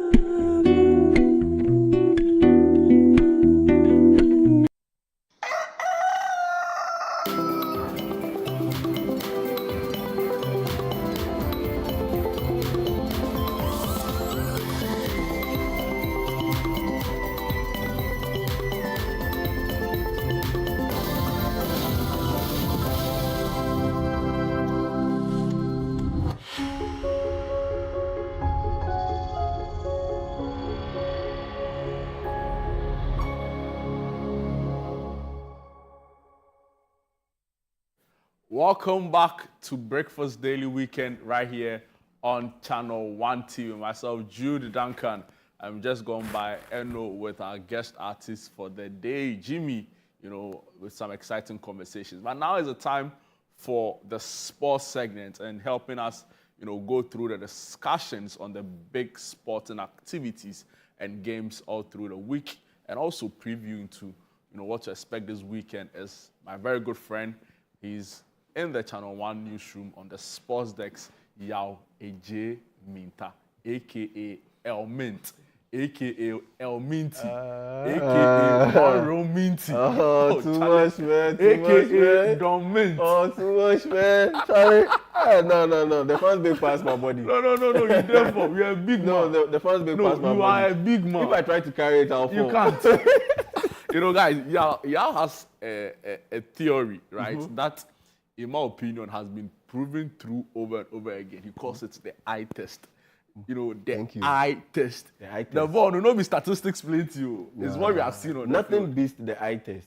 Nothing beats the eye test. Because, look, I'll give you an example. And I know a lot of Ghana people will relate to this one. The late Christian Achu's first goal for Ghana, the Black Stars, it was in that game against Egypt. Where 6-1. Yes, 6-1. He scored the last goal. Look, the build-up from the right side, he was left-footed, and he lined up on the right side. Yeah. Ajimambedu was involved in that move. He got the ball, he passed it to Christian Achu, who moved the ball infield. But Ajimambedu made a quick dash across. And by making a quick dash across, he took along a defender. Yeah. Because they were doubling up on Christian Achu because they knew that he was going to cut inside or infield. He made that decoy run and took away a defender. And that gave Achu a one-on-one with, I believe it was Abel Fati of Egypt, the veteran Egyptian defender. And because he had more speed than Fati, he was able to move the ball quicker and get into space and shoot the ball into the far corner of the net.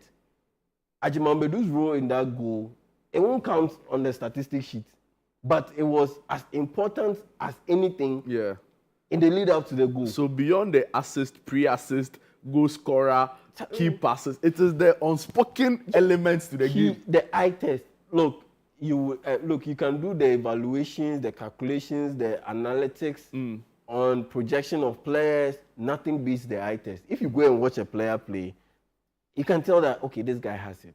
This guy, he's talented, but he needs a little bit of polishing. Nothing beats the eye test. Trust me, nothing beats the eye test. Interesting. Yeah, it's been an incredible week of football. The regular season is over, but lots of football activities ongoing. Yeah, transfers and all. Both on the field and in the boardroom. Yeah. What do you want to start from? Starting off, ideally, I should start off with the Cristiano Ronaldo crazy amount of money that has been shelled out to him. Look, trust me, it's an insane amount of money. Is it not too much for a washed player? Yeah, but if the washed star or player in this case has 1 billion followers on all social media platforms combined, then I don't think it's too much money, because at the end of the day, he gives you value for money with his presence in the Saudi League and the fact that you being associated with such an entity. I don't think it's far-fetched or it's too much, because at the end of the day, if Ronaldo tweets about Al Nassr on Twitter, on Instagram, that's the fact that he's wearing an Al Nassr jersey and he's on Twitter, on Instagram. That is value for the club. To be fair, not a lot of people knew about Al Nassr before before he went there, you know. And all of a sudden, we started seeing Al Nassr jerseys in Ghana. Yes, so it brings a lot of value. And he having him stay on the team, possibly till 2027, because it's a 1-year deal plus one if he wants to activate the second year. It brings a lot of value, like I said. And value, you can't measure it just with physical cash. It goes beyond that. And what that means is now the value of the brand Al Nassr also keeps going up, because part of Ronaldo's deal is a 15% ownership in the team. And that 15% ownership in the team is valued at the time they reported it at $33 million. And that's 15%. But back in the day, before Ronaldo got there, I doubt Al Nassr, 15% of Al Nassr shares would go for $33 million. And so it's about what he has brought to the team and what he could possibly still bring to the team. Because this deal takes him to the end of next season, which will lead to the World Cup. It's possible Ronaldo could end up winning the World Cup. And imagine having a World Cup winner in the Saudi League, in your club. Yeah, it's a big deal. So, yeah, the money is insane. But, I mean, looking at what he brings to the table, it's not too much. And looking at the fact that the providers, the people who are providing that money, have loads and loads and loads of cash, this is nothing to them. Yeah, I don't think it's too much. Is he the most well-paid athlete in... Yeah, at this point, yeah, he will be the highest paid athlete. Oh, ahead of LeBron? Oh, yeah, ahead of LeBron. And it's because the American sports leagues, the salaries are capped. Even the league that doesn't have a salary cap, that's the Major League Baseball, MLB. Their stars do not make as much money as the NFL players, as the NBA players. And so, and unfortunately, those leagues, their salaries are capped. And so, LeBron James, per what he brings to the court, he should be earning more than $51 million as he earns presently. But because the salary is capped, there's a level that you can't go beyond. And that's the reason why you don't see LeBron James, you don't see Steph Curry earning $120 million a season. Other than that, yeah, those guys would have been earning $120 million, $100 million a season. What's the salary breakdown? The salary breakdown, wow. Off the top of my head, I mean, per second, he'll be earning the Ghana equivalent of 157 Ghana cedis a second. Hey. Yes, 157 Ghana cedis per second. Hey. Because that... what? 157 Ghana cedis. So, 1. Yes, that's 157. 2. 157. 3. There's some coins at about 2. 4. Yeah. Hey, yeah. In the duration of the contract, every time that he's active, doing something related to Al Nassr, football-wise, yes, per second, it will be 157 Ghana cedis. Yes. That is somebody's true. I tell you. And there are major clauses in there. If he scores a goal, he'll get an $80,000 bonus. If he gets an assist, he'll get $40,000 bonus. Ridiculous. Crazy amount. His staff will be taken care of. His chef, security, his garden boys, all of those people will be taken care of. So it's insane. Like, it's an insane amount of money. How much does he earn a year? In a year, it will be $178 million. Then once you add those clauses, once he meets those clauses, it will bump up to $200 million. Is it tax-free? It should be tax-free because he's the ambassador more or less for the Saudi League. And are you going to tax the ambassador in a virtually tax-free environment? It's not Messi. Messi is in America. and his money is taxed. But Messi's major leg up is that he has ownership in the MLS as a league.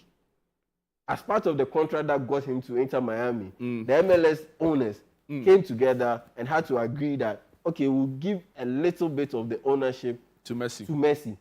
So it's not just about the money you get on the field. It's also about the value that you are going to get off the field based on the amount of money or the amount of ownership that you have in the entity.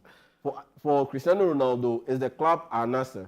For Messi, it is the league in totality. That is the MLS. And so that's what these heavyweights are doing off the field. And for the record, LeBron James also has shares in Liverpool. And at the time he bought his shares, he bought it for $6 million. And at the time they won the Champions League, the first, the one under Jurgen Klopp, it had appreciated to what, 60 million, and now it's getting close to 100 million. I think now it should be $100 million. So that's an incredible investment, and so that's what these guys are doing off the pitch. Interesting. Wow, unbelievable. Mind blowing. Oh, absolutely. I just look at the money and like, wow, this guy is going to make all this amount of money. In just a couple of minutes. It's insane. But you have to be a one-on-one to be able to get there. If you are not one-on-one, you won't be able to get there. Because, I mean, how many players have played this game? How many have made it to this level? Have been so excellent for such a long time like Cristiano Ronaldo and Messi. So, those guys are different. LeBron James is 40 years and he's still playing in the NBA at the top level. It's insane. Ridiculous. Wow. Ridiculous. Absolutely ridiculous. You feel like players like that are made or they are born? Just very briefly. For some, sometimes, some are born. They hit the genetic lottery, but you have to work for it. I mean, LeBron James, for instance, I'll give you an example. He's 6'8". I mean, this guy runs the 40-yard dash in 4.3 seconds. He's freakishly athletic. He can jump like insane. He has a 48-inch vertical. But at the end of the day, you have to work for it. He spends $2 million on his body every year. So you can be born with it. Yes, you are born with it, but you have to maintain it. You have to work for it, and he's always working. But there are some people who are also not born with it, but they work for it. Yes, they work for it. I think that is more Ronaldo. Yeah, but Ronaldo was born with speed. He has speed. But speed alone was not enough. Speed alone is not enough. If speed alone is like by now to Walcott, exactly. So you have to work. And for Cristiano Ronaldo and Messi, what I love about those two guys is the evolution of their game. They are smart enough to know that I was doing this in my younger years. I was running past players. Now I can't do that again. So I need to measure my game around angles, around timing. So you see Messi walking on the pitch as if he's like a passenger crossing. He's like indifferent kind of thing. Indifferent kind of attitude. But as soon as he sees the ball move in a certain way, you see him exploding towards the 18-yard box. He gets the ball, boom, boom, boom. He just passes the ball into the net. He gets the goal. He's running off, celebrating. That's how you evolve. That's how these guys have become so great. Now, just a quick one. Moving on to Liverpool. Yes, Eno Safo will kill me if I don't do this one. Milos Kerkez, they've signed Milos Kerkez finally from AFC Bournemouth. He's a left full back, can play as a left wing back, and he's such a dynamic force, a brilliant footballer, a very young one too. I mean, the guy is just 22 years old, and Liverpool having him and Jeremy Frimpong, who is also 23, 20, who's also 24, 25 years. You know that you have your full-back combo for the next, 6-7 years. If everything goes according to plan, there are no major injuries and they are available and their form is on point. And so, another wonderful signing for Liverpool. Didn't have to overly spend to get him. Brilliant work that they've done in the transfer window so far. But I still think they need a striker. Because Darwin Núñez clearly isn't getting it done. They are likely to ship him out. Diogo Jota, very good player, but almost always not available. And so they will need someone through that middle to be able to get it done, because Cody Gakpo also favors playing from the wings. And so, I think they've done an excellent job so far. But what they need to be able to ensure that, they top it up in a brilliant form, I think it will be to be able to get a striker through the middle. Now, just very briefly, 60 seconds more. Yeah, speaking of transfers, the Thomas Partey bit, Thomas Partey is likely on his way out of Arsenal. Shocking. Yeah, shocking, because in the lead up to the end of the season, the narrative was that, oh yeah, they are working towards a deal. Everyone was talking very nicely about the opposite party, and it was clear that they were angling towards getting a move done. But apparently, the business of negotiation didn't go as planned. Apparently, the both parties wanted different things. Per the report that we've had, Partey wanted 2 years plus a 1 year deal, which is optional, and Arsenal were ready to offer him a 1 year deal, which is guaranteed, plus another year, which is optional. And that's where he felt, per the report, he felt disrespected, that he wasn't given the needed amount of respect in terms of the negotiations, and he's prepared to walk away, because June 30, Monday, that's when his deal ends. And so from 1st July, Thomas Partey will be a free agent, and he can sign on to any team in the world. I think he's likely, unless he takes a pay cut, he's likely to go to Saudi Arabia, because those are the clubs that can afford his wages. Wow. If he takes a pay cut, Barcelona can go in for him. Atletico Madrid can also go in for him. So we wish him the best of luck. We'll see where the chips will fall. And the Club World Cup, your team, Chelsea, your team. Yesterday, you said something on Panorama. I didn't get time to respond to you. Juventus will be playing Real Madrid, Chelsea, Benfica. Benfica. We'll look into it tomorrow. Inter Miami will be playing PSG. So that's the lowdown on we'll look into the FIFA Club World Cup, the round of 16 stage. So it will come up later next week. You get to enjoy all of it. Mr. Duncan. Mr. Duncan. That's all time will allow us for our sports segment right here on Channel 1 TV Breakfast Daily Weekend. And of course, the entirety of the show, Big Issue with Samir Yafe, is up next. Don't go away. Bye-bye.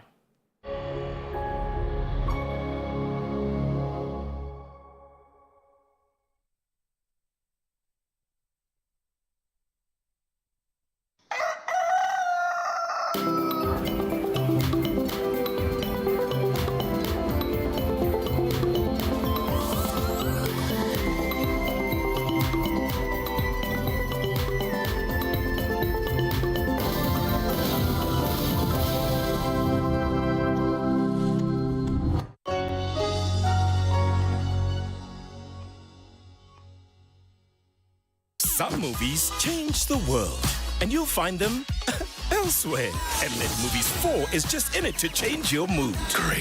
Yes, I can. Oh, I'm so excited. They turn an ordinary night into something awesome. Make you laugh louder, smile bigger, and feel like a kid all over again. Yay, this is gonna be so much fun. The only thing our movies are seriously serious about is making you happy. All month long. On Mnet Movies 4 for the easy, cheesy, silly, funny, snort laugh classic movies of your life. This Sunday on The Upside Down Show, sit with us as we get to understand dyslexia. Our guest, Rosalind Abigail Trednati, is a person living with the condition. She recounts the most embarrassing and unforgettable moments in her life and how she was misunderstood and chastised. My cousins came over and they brought these storybooks, beautiful ones. One time they called me and said, "Can you read a page?" And I was like, "Yeah, sure, give me the book." And I pegged it. I stared at it like this. I stared and stared and stared. I can't identify. What were you seeing? Yeah, what was happening? Just seeing the book, like the writings, but I can't identify the words. Not forgetting some soothing tunes from Upland Unique. Oh, mon amour, ouais, j'aime bien tout ce qu'on fait, surtout sous les draps. Petit, c'est temporaire. Je prie bien que ça dure. Stay tuned with Freme Dunyame and Nana Tufo Boateng this Sunday at 7 p.m. prompt, only on Channel 1 TV.